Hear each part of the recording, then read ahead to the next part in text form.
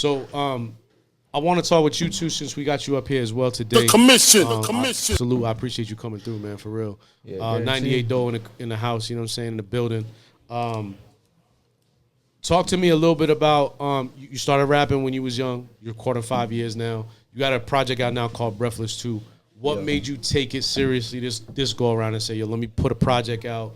Let me put this shit out. What, is there something in your life that triggered you to make this change? Like, talk to me about when you started taking it serious and why.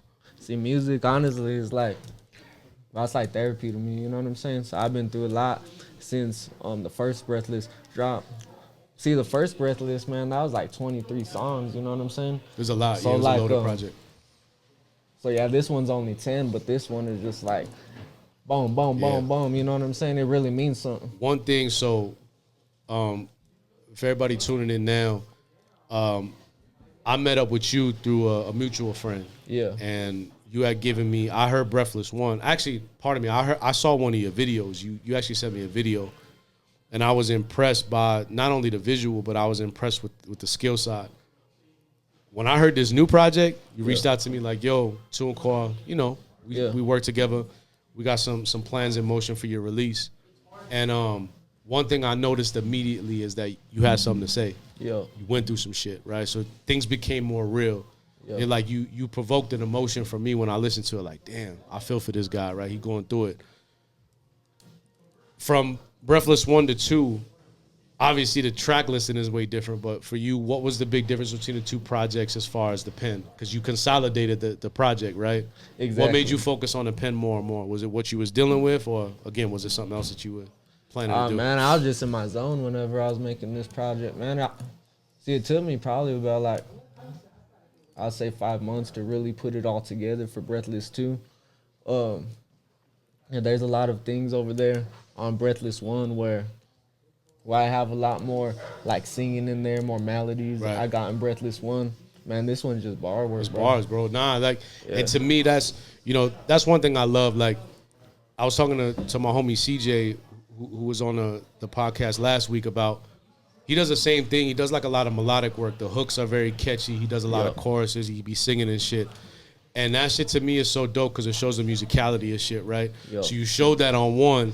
And then number 2, what impressed me is the bar work, because I love the bars, you feel me? And like, you really stepped your game up on the bar work.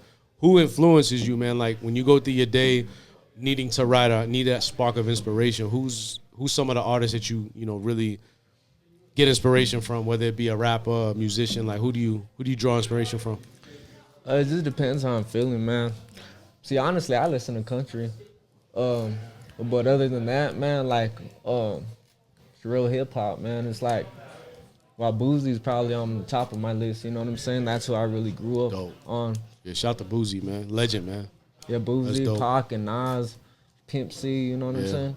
Wow. So, yeah, that's legendary, man. Nah, that's dope, because I think we all draw inspiration for something, you know what I mean? Like, no matter what it is. I mean, you could just be a regular guy, you know what I mean, working out, or, you know, working a 9 to 5, like whatever inspires you to get up and get on it. Like, I used to know this guy. He used to be a construction worker, man, and he would tell me, he'd be like, yo, Vinny, I need to hear Jeezy first thing in the morning. Yeah. I need that thug motivation, because he was like, he came from the street, and he related to that music, but he didn't want to do that shit no more. So that kind of was his fix. He's like, yo, I hear that shit. You know I mean, it get me motivated to do my thing. So, music is really, really important.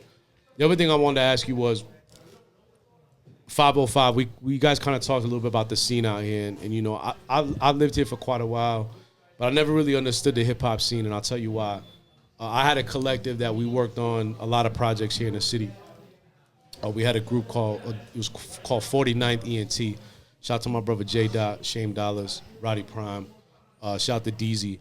Shout out to DZ. He got a new project up. He gonna come up here soon too. But we were putting our music here, and the crazy thing is that we was giving our music out for free. So we was pressing up our own material, and we was giving out for free. We wasn't really selling it. Yeah. We wanted people to know who the fuck we were, and we built a buzz. Like, we had a lot of people come through. We had a lot of guest appearances. My homie Shame did a record with Tupac's brother, Mopreem Shakur. Jay did a record with Pap. We had, like, really big records, but the problem is, at least in the city at the time, and I think this was happening a lot in hip-hop, was that it seemed like everyone's against each other. Did you That's feel that exactly here? what it Like, is. do you feel that now, or do you feel like the scene is softened up to where you can build these relationships? Like right now in your city, what do you think is the things holding the scene back from blowing up and having somebody come from the city and taking that throne? Well, you did touch on it right there. It seems like It's hate. people are too competitive, so that competitive nature over here turns into hate. You know what I'm saying? So Yeah. so yeah, there's a lot of artists that work together. A lot of artists, they do tap in with me too, especially since this last project dropped. Man, I got a couple features that I'm That's gonna dope. put out for these people. But yeah, man, That's you the touched biggest on thing. it, man. That's Yeah. a hate. You know what I'm saying? It's crazy because and let me tell you, I mean, it happened. So for me, I seen it from a different angle. Like I seen it from an industry level. When Pap signed his first deal with Jive Records, he was signed for $1.5 million. Busta Rhymes did a joint venture with DJ K Slay, and they was shopping Pap around. At the time, he was like the biggest rapper in the city.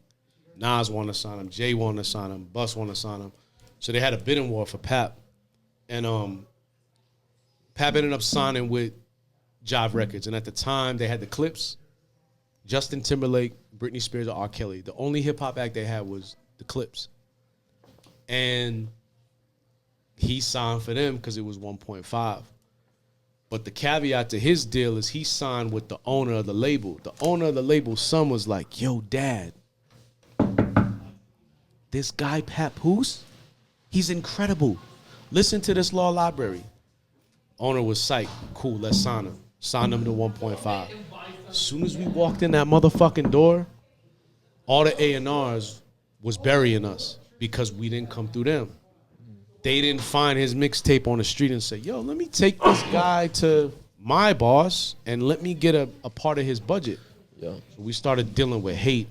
And at the time, it's interesting because New York was, obviously, we talked about the Mecca of hip-hop, but K Slay had his artists. And then guess what? DJ Envy had his artists. Yo. Shout out to DJ Envy. He on the Breakfast Club, but he had his own set artists. DJ Clue had his own artists. He had Fab. He had Joe. He had Stack. And then DJ Green Lantern had Uncle Murder. So, like, everybody was in competition, and instead of working together, we all started competing with each other, and no one won. You feel me? And it sucks because when I look back on it, that's why I fucks with artists like you from the town, because we need to learn the lesson of where we fucked up. Yo. Yeah, we put great music out during that time, but we didn't do nothing. You feel me? Like, we lost deals, we fucked the money up, and then when it got time to actually do something with it, hip-hop moved on. Like, yo, when Pap was getting ready to drop his debut album, that's when them Franchise Boys was popping. The Snap music was big. Like, no one wanted to hear that lyrical shit. We had a segment of audience that was fucking with us, right? But we missed the ball. You feel me? And that's the hate that I think we got to come together, the strength of unity, right? Yeah. So hopefully the city can come together and say, oh, this guy's winning. Oh, let me work with him. But it sucks because I think y'all bring up a really, really big point, is that hate is what really divides us. And I think it's even more so nowadays. There's just, it's like me and you, bro. Like, we disagree on, somewhat of the Kendrick and Drake thing, right? But at the end of the day, we still gonna come together, right? We still gonna have the conversation. We gonna still have respect for each other. We ain't gonna hate on each other. Yeah. You know what I mean? So I think it takes a special individual on a leadership standpoint to try to show that. Yeah. And I think for you could definitely be the leader. Shout out to my brother Cali Soul. He's a great artist from here who's been on NBC's America's Got Talent. He's had some really, really dope looks. And he's been one of the guys too that's kind of faced the same thing. It's like people in the city hate on you. So he go to LA to try to make something happen. You feel me? So keep pushing, right? Yeah. Keep the pen up. Keep getting the bar work. Start working on different things. Start working with different artists, right? Get your range out there. Start the melodic shit, right? Yeah. Make songs. Because you're going to be something, bro. You know what I mean? You're going to make something happen because I think you got the drive. And I think the key thing for you is you have that ability to provoke that emotion. Like when I heard that project, I was like, damn. It took me back to 07, 06 when I was grounded. Yeah. It was before, I started doing my thing on the music side. Like I was scrambling to try to find something. Yeah. No food in the fridge type thing. You know what I mean? Where the fuck is my next meal gonna come from? Shit, I don't wanna do this illegal shit, but what do I gotta do? Yeah. I gotta feed my family, you know what I mean? So I feel the music, and I think Breathless 2 is a dope project, so I wanna make sure everybody streams that, go cops that. You got merch. You got a website. I got merch right now. You know what I'm saying? Oh, I'm shit, about what's to drop that, man? these shirts right here. It's Gator Baby, bro. Okay. What's he sipping on, bro? He's sipping on something. You know what I'm Sipping saying? on something. All right, dope. I guarantee you. See, that's my neighborhood. You know what I'm saying? So, see, I grew up in Westgate, man. So we're known as like the Gators. You know what I'm saying? Right. Oh, So, okay. That's the hood. Yeah, exactly. Okay. You know what I'm saying? So me, ever since a youngin', they've always said, "Hey, look at the little Gator Baby." You Right. know what I'm saying? So I figure I'll just put it on a shirt real quick. Nah, that's dope, man. That's listen. I think you got the right mind state. Pump the product, rep for the hood, right? And then show the youngins under you. They don't need to go down that path. You feel me? Exactly. They can make music. They could, fuck, man. Even if you out there, you know, working your 9 to 5, doing what you do, right? At the end of the day, we're all trying to do the same thing, right? We're all trying to make money and feed our families, right? So can people cop that shit on your website, or is this just a protocol right now? This You're is showing just it a off. protocol right now, That's man. fire, I made man. the first version of it. You know what I'm saying? And then So coming soon.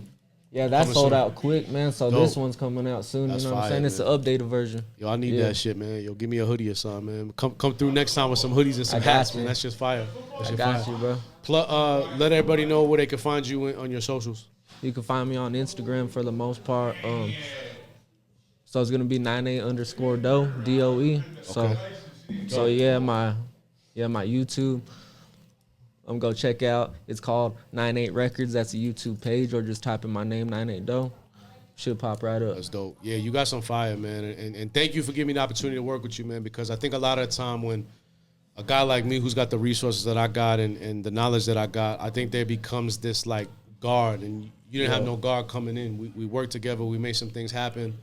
And I'm excited for the future, man. So my platform is your platform. Anytime you got a new project coming up, a single, you come up here, you wrap it up with us, and, you know, you got my platform to get your shit off. You feel me? Hey, yeah, I appreciate that, man. There we go.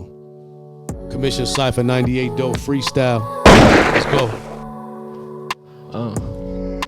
Shout out Vinny.